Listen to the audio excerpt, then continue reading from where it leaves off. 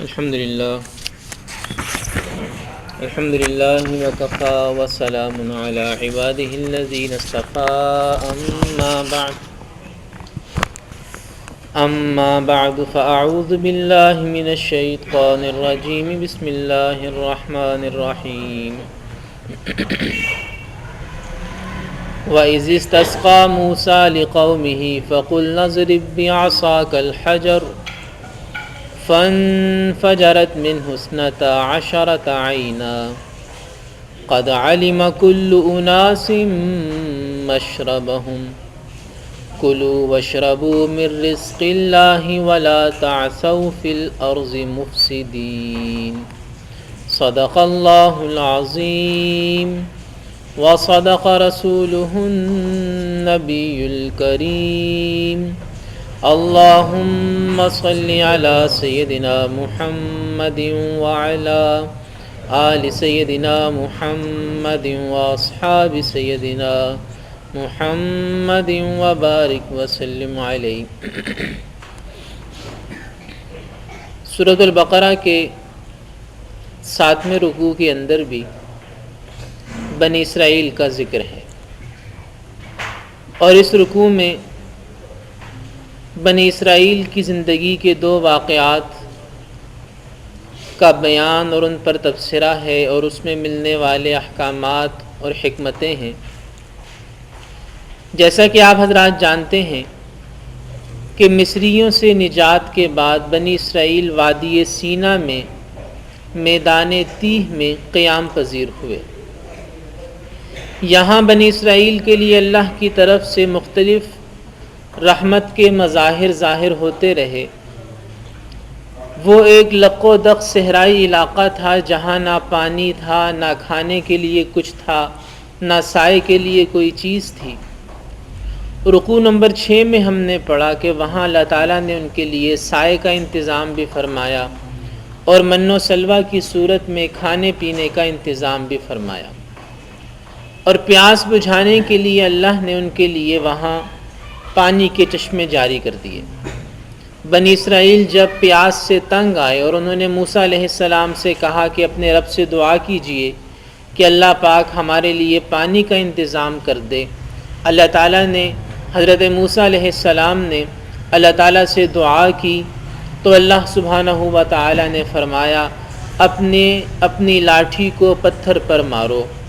حضرت موسیٰ علیہ السلام نے اللہ کے حکم کے مطابق اپنی لاٹھی کو پتھر پر مارا تو قرآن بیان کرتا ہے کہ 12 چشمے پھوٹ پڑے۔ چونکہ بنی اسرائیل کے 12 قبائل تھے، آپ حضرات جانتے ہیں کہ حضرت یعقوب علیہ السلام کے 12 بیٹے تھے، یوسف علیہ السلام اور ان کے 11 بھائی، تو ان 12 بیٹوں سے بنی اسرائیل کے 12 قبیلے نکلے، 12 قبیلے چلے، اور یہاں وادی سینا میں ہر قبیلے کے لیے اللہ نے الگ الگ پانی کا چشمہ جاری فرمایا۔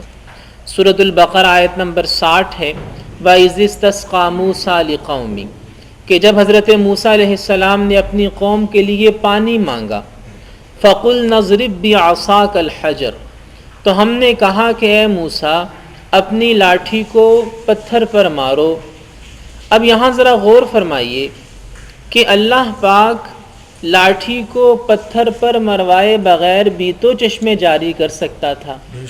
اللہ پاک کے تو اللہ تعالیٰ کے لیے تو کوئی مشکل نہیں ہے، وہاں کا معاملہ تو ہے کن فیکون، کہ ہو جا اور چیز وقوع پذیر ہو جاتی ہے، بلکہ اللہ پاک کو تو کن کہنے کی بھی حاجت نہیں ہے، اللہ کا ارادہ ہی کافی ہے۔ لیکن پھر بھی یہاں بھی حکم دیا کہ اپنی لاٹھی کو پتھر پر مارو۔ اس سے پہلے جب فرعون کا لشکر پیچھے تھا، سمندر کے کنارے پر پہنچے تو وہاں بھی حکم ہوا تھا کہ اپنی لاٹھی کو سمندر پر مارو۔ اسی طرح ہم پیچھے دیکھیں تو حضرت نوح علیہ السلام کی زندگی میں کہ وہاں انہیں کشتی بنانے کا حکم ہوا کہ آپ کشتی بنائیں۔ اصل بنیادی بات یہ ہے کہ اللہ پاک ان احکامات کے ذریعے انسان کو روئے زمین پر بسنے کا مزاج سکھا رہے ہیں کہ اللہ نے اس دنیا کو دارالاسباب بنایا ہے، اللہ نے اس دنیا کو دارالاسباب بنایا ہے۔ کہ انسان کے ذمے ہے سبب اختیار کرنا، اور اللہ کے ذمے ہے اس سبب میں تاثیر پیدا کرنا، اس سبب میں قوت پیدا کرنا، اس سبب کو استعمال میں لانا۔ یہ اللہ کا کام ہے، بندوں کو اللہ نے اسباب اختیار کرنے کا مکلف بنایا ہے۔ یہ بات لکھی ہے مفسرین نے ان آیات کے ذیل میں کہ معجزہ بھی ظاہر ہو رہا ہے، لیکن اس کے لیے بھی نبی کو سبب اختیار کرنے کا حکم دیا جا رہا ہے۔ اور اس سے یہ مسئلہ بھی واضح ہو گیا کہ ہمارے ہاں دینی معاملات میں بھی اور دنیاوی معاملات میں بھی ہم توکل کا ایک غلط مفہوم لیتے ہیں۔ توکل کا غلط مفہوم ہمارے ذہنوں میں رائج ہے کہ جی جو رزق مقدر میں لکھا ہے وہ تو ملنا ہی ملنا ہے، کیا کروں گا کوشش کر کے۔ یہ توکل نہیں ہے۔ توکل تو ہے سبب کو اختیار کرنا، اور سبب کو اختیار کرنے کے بعد بھروسہ اللہ کی ذات عالی پہ کرنا، یہ ہے توکل۔ یہ توکل نہیں ہے کہ بس خود ہی شفا مل جائے گی، دوائی کھانے کی کیا ضرورت ہے، یہ توکل نہیں ہے۔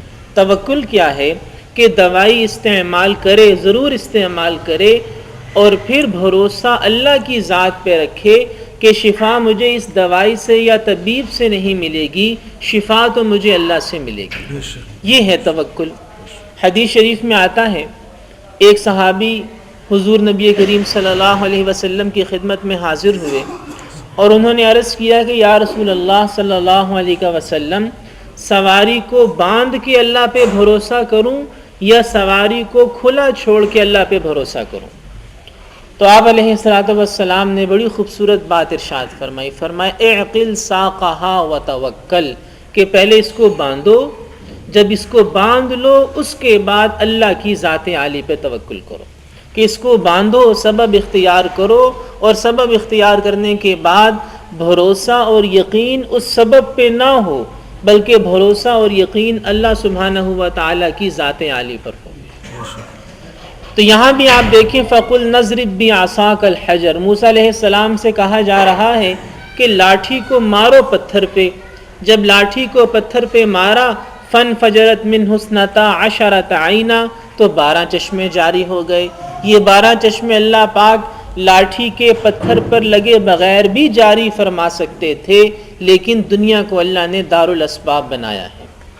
دینی معاملات کے اندر بھی ہمارے ہاں یہی رویہ ہے کہ بہت سے لوگ جب انہیں نماز کا کہا جائے تو جواب ملتا ہے جب اللہ توفیق دے گا تو پڑھیں گے، جب اللہ توفیق دے گا تو پڑھ لیں گے۔ حالانکہ توفیق تو اللہ نے دے رکھی ہے، صحت ہے، سلامتی ہے، جسم پر کپڑے ہیں، نماز پڑھنے کی جگہ ہے، وضو کرنے کے لیے پانی ہے، دل میں ایمان ہے، اب مزید کس توفیق کا انتظار ہے؟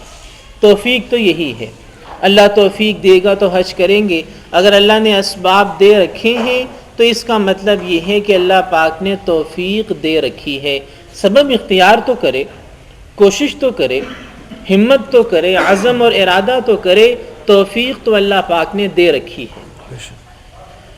تو حضرت موسیٰ علیہ السلام کو یہ حکم ہوا کہ لاٹھی کو پتھر پر ماریں۔ لاٹھی کو پتھر پر مارا، 12 چشمے جاری ہو گئے، اور ان 12 قبیلوں نے قد علم کل اناس مشربہم، ہر ایک قبیلے نے اپنے اپنے چشمے کو پہچان لیا کہ مجھے اس سے پانی پینا ہے۔ مولانا حفظ الرحمن سیوہاروی رحمۃ اللہ علیہ نے اپنی کتاب قصص القرآن میں عبد الوہاب نجار کے حوالے سے لکھا ہے کہ ان چشموں میں سے اکثر کے نشانات مٹ چکے ہیں، لیکن کچھ چشموں کے نشانات اب بھی وہاں موجود ہیں، اور کچھ چشمے تو قدیم تاریخ کے بعد ابھی جدید تاریخ تک بھی وہاں سے پانی نکلتا رہا، اور بہت سے علاقے ان چشموں سے سرسبز ہوتے رہے۔ بہت سے کھجوروں کے باغات وہاں ان چشموں پر بعد کے زمانوں میں لگائے گئے، لیکن بہرحال اب ان میں سے اکثر چشمے خشک ہو چکے ہیں۔ یہ بات قصص القرآن میں موجود ہے۔ آگے اللہ رب العزت فرماتے ہیں کلوا واشربوا من رزق اللہ، اللہ کے رزق میں سے کھاؤ بھی اور پیو بھی، ولا تعثوا فی الارض مفسدین، اور زمین پہ فساد مچاتے ہوئے نہ پھرو۔ کلوا واشربوا من رزق اللہ، اللہ کے رزق میں سے کھاؤ اور پیو۔ اس سے معلوم ہوا کہ اچھا کھانا کھانا، عمدہ کھانا کھانا یہ کوئی بری بات نہیں ہے۔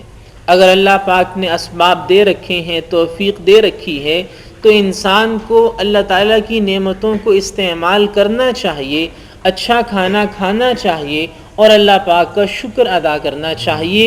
وَلَا تَعْثَوْا فِي الْأَرْضِ مُفْسِدِينَ، کھانا کھا کے زمین پہ فساد نہ مچائے، سرکشی میں مبتلا نہ ہو۔ اگر اللہ پاک نے روزی دی ہے تو اللہ تعالیٰ کو یہ بات پسند ہے کہ اللہ کی نعمت کا اثر بندے پر ظاہر ہونا چاہیے۔ حدیث شریف میں آتا ہے ان اللہ یحب ان یرا اثر نعمتہ علی عبدی، اللہ پاک کو یہ بات پسند ہے کہ نعمت کا اثر بندے پر ظاہر ہو۔ اللہ نے نعمت دے رکھی ہو لیکن بالکل مفلوک الحال بن کے پھرتا رہے، خستہ حال بن کے پھرتا رہے کہ لوگوں کو اس پہ ترس آنے لگے، یہ نہیں ہونا چاہیے۔ اگر اللہ نے نعمت دی ہے تو اس نعمت کے اثرات بندے کی زندگی میں بھی ظاہر ہونے چاہیے۔ اگر اللہ نے مال دیا ہے تو اولاد کے لیے اچھے کھانے، اچھے کپڑوں کا انتظام کرنا یہ بھی دین ہے۔ کلوا واشربوا من رزق اللہ، قرآن کا حکم ہے کہ کھاؤ اللہ کے رزق میں سے اور پیو، بس اسراف نہ ہو اور غریبوں کا بھی خیال رکھا جائے اور کھانے کے بعد سرکشی میں مبتلا نہ ہو، بلکہ جیسے جیسے نعمتیں ملتی جائیں ویسے ویسے انسان کی عاجزی اور تواضع بڑھتی رہنی چاہیے۔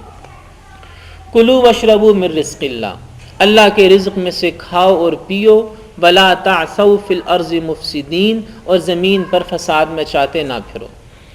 اور جیسا کہ پچھلے رکوع میں یہ بات سامنے آئی تھی، اللہ تعالیٰ نے بنی اسرائیل کے لیے وادی سینا میں من اور سلویٰ کا انتظام فرمایا۔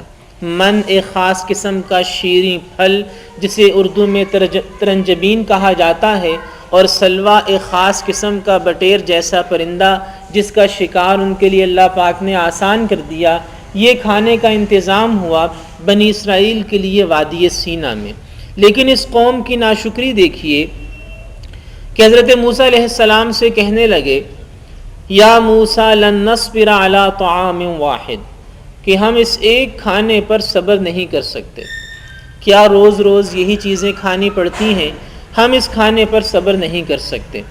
فادع لنا ربک یخرج لنا مما تنبت الارض، ہمارے لیے اپنے رب سے دعا کیجئے کہ وہ ہمارے لیے زمین کی پیداوار نکالے، مما تنبت الارض، زمین سے جو اگتا ہے وہ ہمیں کھلائے، من بقلہا جیسے سبزی ہے، بقصائہا ککڑی، بفومیہا گیہوں، بعدسیہا مسور، ببصلیہا اور پیاز، یہ چیزیں اللہ سے کہو کہ ہمیں کھلائے۔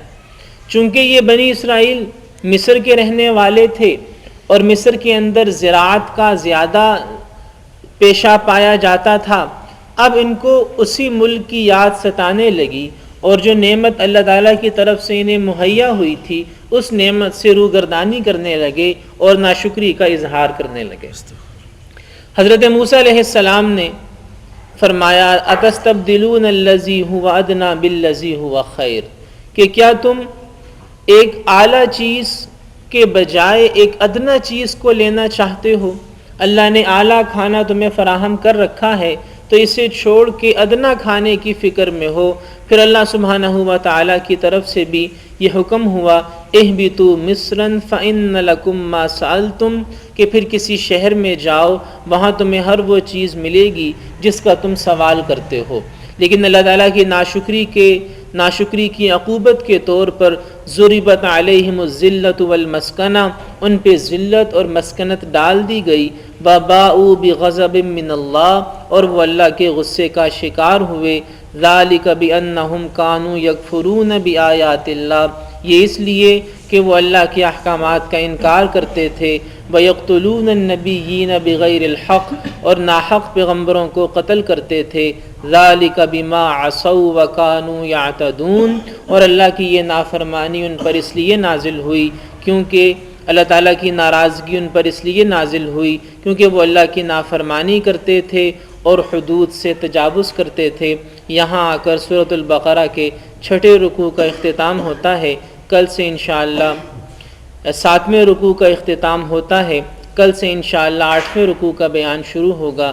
اللہ پاک سے دعا ہے کہ اللہ رب العزت ہم میں سے ہر ایک کو ان تمام باتوں کو سمجھ کر ان پر عمل کرنے کی توفیق عطا فرمائے۔